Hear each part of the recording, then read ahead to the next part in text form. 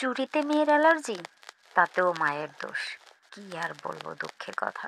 চুড়ি পরে মেয়ে যে কত খুশি, বাবাও খুশি, মেয়েও খুশি।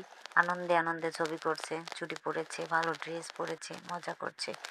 দেখুন, একটা কিছু হলেই চুড়ি দেখাচ্ছে, নাচ করছে, গান করছে, এই করছে, ওই করছে, হাত দেখাচ্ছে। মানে চুড়ি পেয়ে মেয়ে তো ভীষণ খুশি।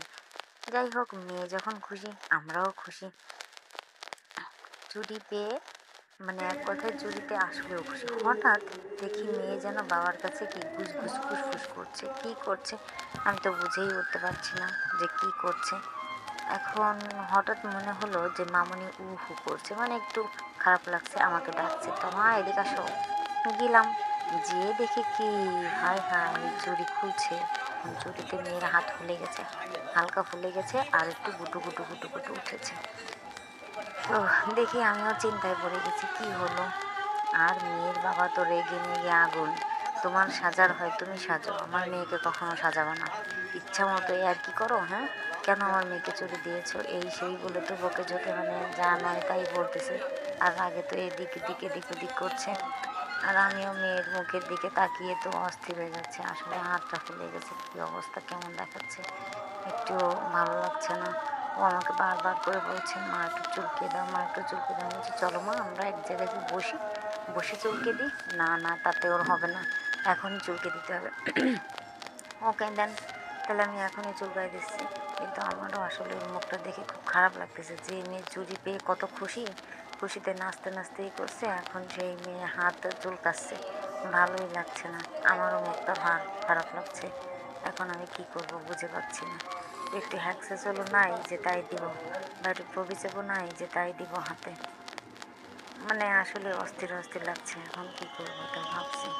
একটু বসে ওকে চুলকে দেওয়ার চেষ্টা করছি, একটু শান্ত করার চেষ্টা করছি আর কি। বাচ্চা সকাল থেকেই, আজকে সকালেই এরকম শুরু, না জানি সারাদিন কি করে। আমরা এখন এখানে এসেছি হচ্ছে মামনির হাতে খড়ি দেওয়ার জন্য, বাবুর রুমের সামনে।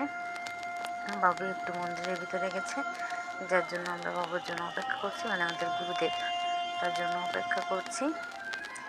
আর মামনিও তো অপেক্ষারত আছে, তার ভিতরে হাতটার এই অবস্থা। এখন তো সে এই পরিমাণে বিরক্ত করবে, কি করব কিছুই বুঝে পাচ্ছি না। এখন তোর সাথে গল্প করছি, মানে এদিক ওদিক বললে করে কীভাবে তাকে একটু মনটা জয় করা যায়, সেই চেষ্টা করছি। এদিকে মেয়ের বাবা কি করছে, কোত্থেকে হুট করে জানি এক প্যাকেট পটেটো নিয়ে এসেছে, মানে চিপস নিয়ে এসেছে। মেয়ে তো খুশি, আর খুশিতে আর ধরছে না, মানে খুশি আর এদিক ওদিক ধরছে না, সে চিপস পেয়ে বিশাল খুশি, খাচ্ছে খাচ্ছে আর মজা করছে। মানে আমিও মেয়েকে দেখে এখন খুব ভালো লাগছে যে না, ও হয়তো তার হাতের ব্যথার কথা ভুলে গেছে চিপস পেয়ে, তো চিপস খেতেই আছে খেতেই আছে। থাক, আমি আমার মতো করে একটু ছবি করতে পারবো, ওর ক্যামেরা করতে পারবো। ভালো লাগছে, মেয়েও চিপস খাচ্ছে, মেয়ের বাবাও চিপস খাচ্ছে, অথচ অন্য কেউ চিপস দেবে না। দেখুন আপনারা, অবাক করা কাহিনী। শুধু বাবা নিলে কোনো সমস্যা নাই, আর অন্য কেউ চিপস নিতে চাইলে চোখ পুরা হয়ে যাচ্ছে, কাউকে দেবে না। মানে চিপসের ভাগ উনি কখনোই কাউকে দিতে রাজি নন। একমাত্র বাবা যদি মানে কাছে থাকে আর সে যদি নেয়, তাইলে কোনো নেই, সমস্যা নাই। আমাকে আমাকে তো দেয়ই না, দেয় যখন ওর প্রয়োজন হয়, তখন আমাকে ডেকে ডেকে দেয়, খাওয়ায়। যখন ওর খেতে ইচ্ছে করে না, তখন আমার খাইয়ে দেয়। ওই যে দিদাকে চিপস নিতে বলতেছে, নিতে বলার প্রধান কারণ হচ্ছে দিদাকে নিতে বলবে, কিন্তু দিদা নেবে না, তখন তো ও খাবে। যাই হোক, চুলকানোটা তো আর হচ্ছে না, ভালো লাগছে। আর আপনারা কিন্তু একটা কথা অবশ্যই অবশ্যই কমেন্টসে জানাবেন যে আমার মেয়ের এই পোশাকটাই কেমন লাগছে। আমার কাছে তো আমার পরি লাগছে, সোনাটাকে পুরো পরি লাগছে। আমি তো মানে পোশাকটা পরেই বলেছি যে আমি তো একটা পরি মা, আমার একটা লক্ষ্মী সোনা মা। জল খাচ্ছে দেখুন, খাও বাবা খাও। বাবার কাছে আমি বারবার করে জিজ্ঞাসা করতেছি, বাবা তুমি কি আমাকে চিপ দিবা একটু, কিচ্ছু পড়ে না, চুপচাপ এদিক ওদিক এদিক ওদিক তাকাচ্ছে আর খাচ্ছে। মামনি আমার বাবাকে পেলে সারাদিন এইভাবে থাকতে পারে।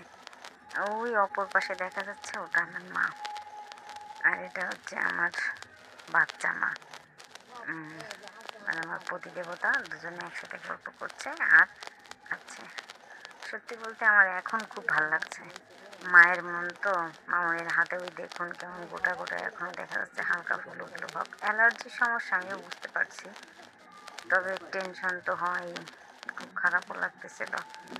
আর সবাই ভালো থাকবেন, সুস্থ থাকবেন, আর আমার মেয়ের জন্য একটু আশীর্বাদ করবেন, ও যেন ভালো থাকে, সুস্থ থাকে। আজ ওর হাতে খড়ি দিব, অর্থাৎ আমরা সামনের কিছুদিন তো যেতে পারবো না, কিছুদিন পরে আমাদের আঙিনায় যেতে হবে, একটু লেট হবে, যার জন্য আগে ভাগে। Tata, bye bye.